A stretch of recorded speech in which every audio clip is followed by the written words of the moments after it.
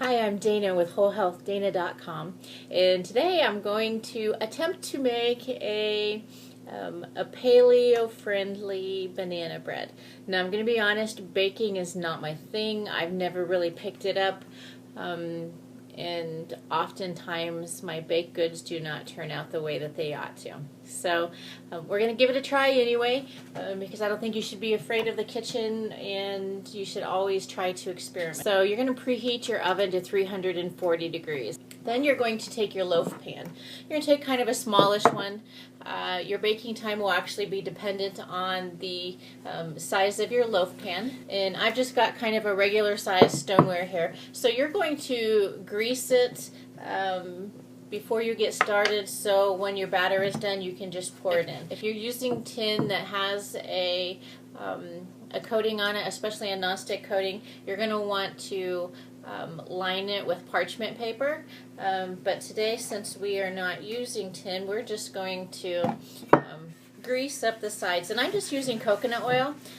You could use butter as well, and then just set this off to the side.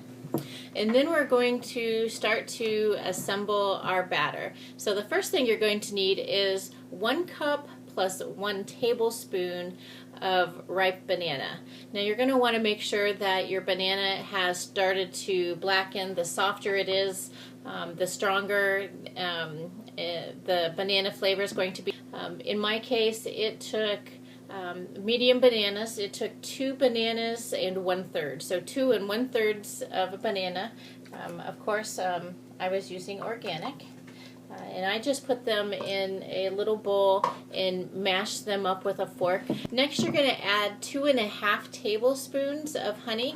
I like to use something that is raw and local. If you're looking in the store and you can't find anything that is local, look for something that is certified organic and raw.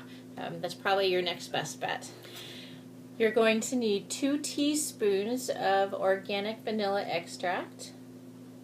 You're going to need 1/4 cup of organic applesauce, and then we need 4 eggs. You're going to try to find the best eggs that you have available. It's really hard to find good eggs, at least where I'm at. If you can raise your own eggs, you're so lucky. So I buy the best that I can. Ideally, what I'm looking for in the store is I'm looking for something that has been pasture raised.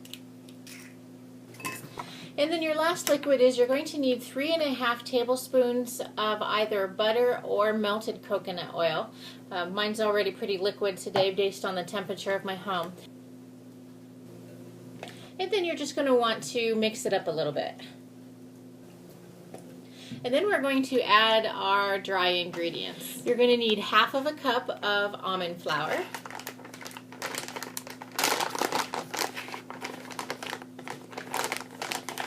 You're going to want 3/4 teaspoon of baking soda.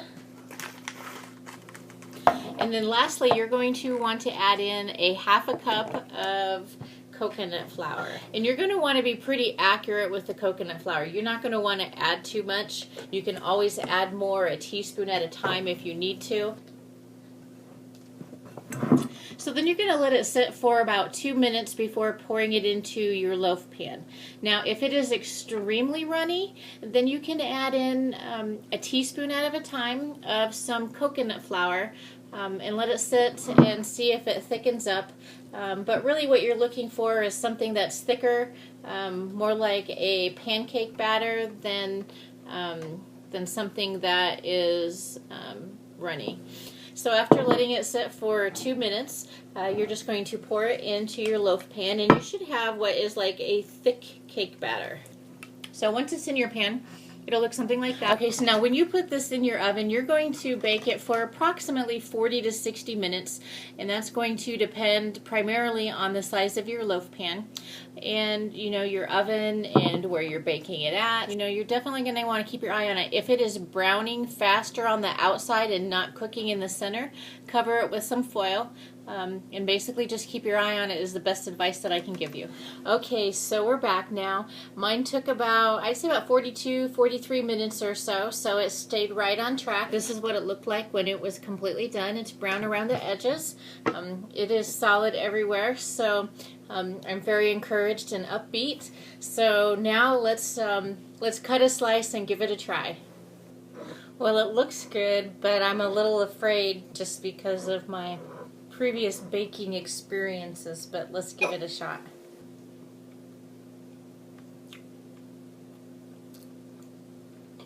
Not bad. Not bad at all. The texture's good.